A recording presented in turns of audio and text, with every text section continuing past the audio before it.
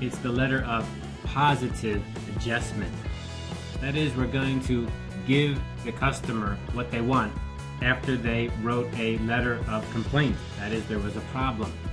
Of course, it's always nice to make the customer happy and do what they want, so this should be pretty straightforward, nothing complicated. When you respond to customers' complaints, the things that you do don't only include the letter, but they also include the timing. It's best that you respond to the customer right away, immediately, and take their complaints serious. Try to understand the history of the case, and then inside your letter, write a little bit about that, letting them know you understand. Of course, it would be easy for us just to say, yeah, whatever you want, we'll return the product, we'll give you a new one, that's okay. But it would be nice to have a good relationship with the customer and let them know, hey, we actually appreciate you and you're helping us to improve in a way. The goal of a positive letter of adjustment is to keep the customer's goodwill, and of course that's a key point. The customer has a relationship with us, they buy our product, they buy our service, but we would like them to also like us and say good things about us, especially in today's world where they can go online and just spread bad news about us very easily, very quickly. We would like to keep their goodwill. So goodwill is an idea that I think is very important in this letter of positive adjustment. We don't want to just give the customer what they want. We also want to keep their goodwill. Now this should be easy since we're giving them what they want, at least in part. Sometimes we give them everything they want, and of course then that should be pretty straightforward. We're going to do something that they requested. Maybe we can even do more than they requested. A letter of positive adjustment will often contain 3 paragraphs. The important point of this letter is to be specific and to include any information that helps to clarify the situation, like account, numbers, money, amounts, the dates of purchase or returns. If there's some part of the request that you did not grant, then you need to explain why. It's very possible that you give some things that the customer wants, but not everything. So that also is a positive adjustment letter because you're giving something, but not everything. Sometimes customers may be confused or may even be unreasonable. And maybe you just can't give everything all of the time. Let's look at paragraph 1. In paragraph 1, we want to get right to the point. We don't want to waste time. We want to refer to the problem, which of course would probably be like an account number, maybe a date or a dateline date from their letter of complaint. We want to quickly apologize for the mistake.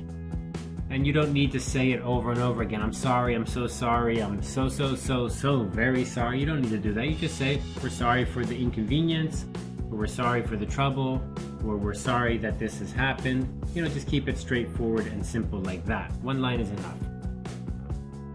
In the first paragraph, you need to tell the reader what you're going to do to fix the problem. In this way, you very quickly let them know you're going to solve the issue, or at least do something to help solve the issue. And then help the customer to understand the decision. For example, you could say something like, we have decided to reimburse you some cash. Now, that's not the best thing you could say though, because if you look at that, what is some? Is some like $1, $10, 1 cent? So this kind of some cash is a little bit general. It sounds like a nice thing to say, but remember you want to be specific and professional. So a better sentence would be, we will reimburse you $35, half of the value of the radio. And I like this because it's explaining why $35. We're going to give you $35, but why? Because it's half of the value of the radio.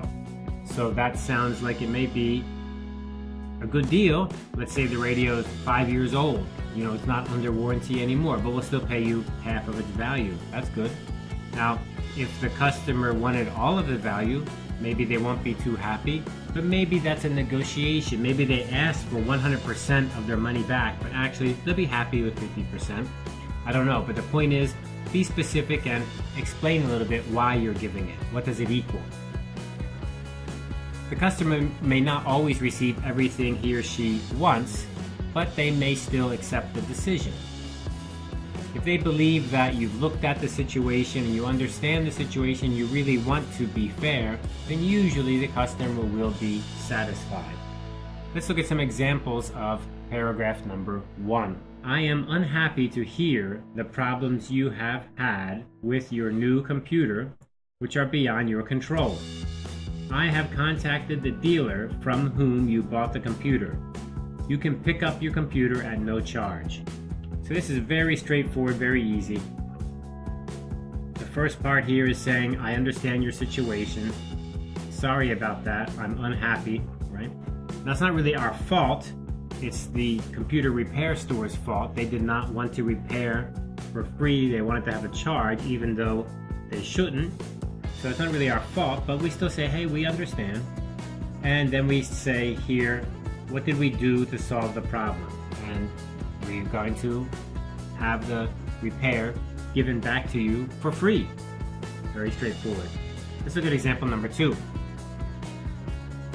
Thank you for informing us of the damage to order number 33978. We regret that you have experienced some troubles due to our mistake. Your next shipment will include 5 extra crates at no charge as you requested. We would like to offer you 5 crates of our Florida-grown oranges, a new product of our company, as compensation for the inconvenience we have caused you. Now, of course, in this situation, it is the company's fault. And remember, we talked about just go ahead and own it. You have to say, well, sorry about that. I'm going to own it. Yes, we did something wrong. And if you own it, that is, you just accept responsibility for the error, then this is a great way to write your letter of positive adjustment. Not only do you give them what they want, here's the case number, this is a reference, and what are we going to do? We're going to give you what you want as you requested. Those are the things you asked for.